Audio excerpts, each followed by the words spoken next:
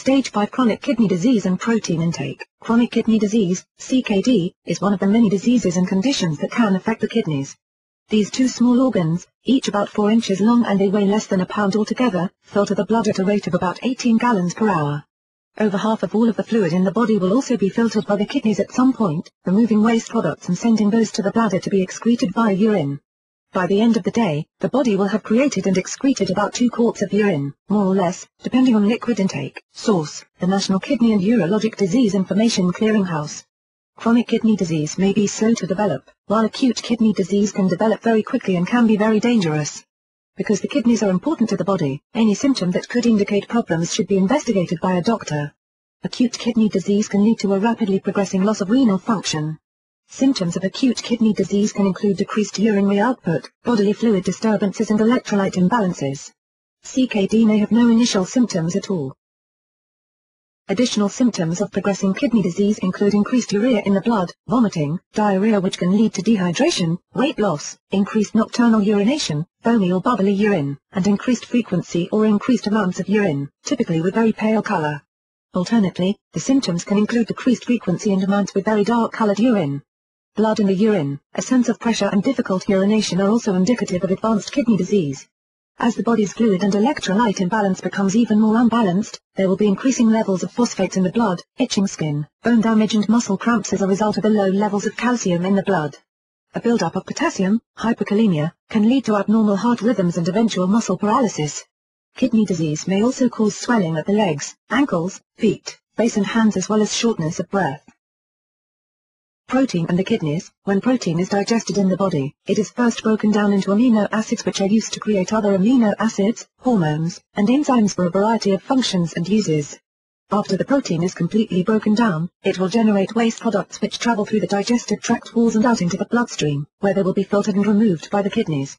A healthy kidney has millions of nephrons which work to filter these and other waste products out of the bloodstream. However, an unhealthy kidney is not able to filter these wastes which are then allowed to not only build up in the kidney but to back up into the bloodstream as well. Chronic kidney disease is rated by the doctor in stages, I through V, based on the glomerular filtration rate, GFR, which is the rate of filtration of the blood through the kidneys. The test rates actual filtration through the glomerulus of the renal capillaries to the fluid in Bowman's capsule. Bowman's capsule is the small cup-shaped part of the kidney that removes liquid from the blood and converts it to urine before it is sent to the bladder. The rate of this conversion is typically about 120 milliliters per minute. Source: the New American Pocket Medical Dictionary. Using the GFR, the doctor can not only diagnose chronic kidney disease but can diagnose its stage as well. Of course, the stage refers to the severity of the disease. Stages and the scores for the GFR are as follows: Stage GFR score, Stage 190 or above, normal GFR, abnormal amount of protein noted in urine, Stage 260 to 89, Stage 330 to 59, Stage 4 15 to 29, typically final stage before dialysis becomes necessary, Stage 5 end stage renal disease below 15, dialysis is necessary, kidney transplant is considered. Source: davita.com. During the first 4 stages of CKD, as well as with other types of kidney disease, the need to restrict protein intake is important. Excess protein can cause nausea and vomiting, a loss of appetite, weakness, some taste changes and skin itching which may be intense, all because the body cannot handle the waste products created from digesting protein. Restricting the amount of protein as well as sticking to certain types of protein can reduce a number of these symptoms and allow the kidneys to function better so that the progression of the disease can be slowed. The amount of protein that is typically suggested for stages 1 through 3 is only slightly less than in the typical diet. 12 to 15% of daily calories should be protein as opposed to 15 to 30%. In stage 4, however, it is typically further reduced to around 10%. The most important aspect for these stages of the disease is control of their blood sugar and control of the protein intake. Diabetics must also control their blood sugar as well. Plant-based protein, the basis of the vegetarian diet, may slow down some of the progression of chronic kidney disease and can give the body the protein that it needs while lessening some of the waste product which can build up in the system. Source: Brookshire Road, CSR. In stage 5 of chronic kidney disease, the kidneys are working at only 10% of their normal capacity. Instead of filtering about 18 gallons of blood per hour, it may only manage to filter 2. The patient will need to use a machine to filter the bloodstream in a process called dialysis. While dialysis does remove the waste products from the bloodstream, it is not as efficient as the kidneys because it also removes the amino acids that the body actually needs.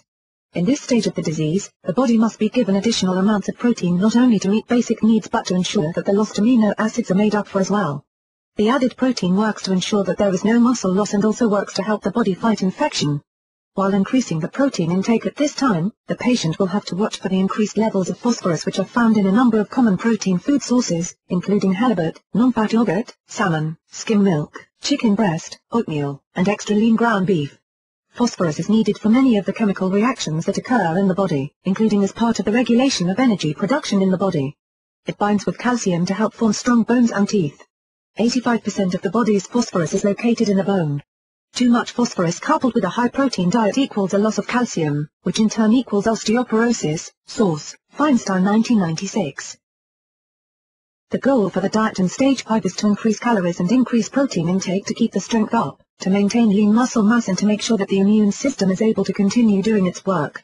If the body does not have enough protein available, it will turn to the muscles and start breaking them down, which is one of the major reasons why it is important for elite athletes to refuel after an intense workout. To preserve lean muscle mass, the protein intake for stage 5 may be as high as 2 grams per kilogram of dry weight minus fluid retention, or double the average intake. About 25% of this protein should be eaten at each meal, and most people will also need protein supplements and snacks to reach this level of intake. Source: Marie 2002. There are a number of different kinds of protein supplements that you can choose from. Protein powders, whey, soy, rice and egg, supply high-quality protein and can be either single protein or a combination of 2 or more. Protein bars may give a high level of protein but may also have high sugar content, a problem for those who have weakened immune systems. ProfectR, from Protica, is a liquid protein supplement which has 0 sugars or fats but supplies a good amount of high-quality protein, 25 grams per serving in a very small size, 2.9 fluid ounces.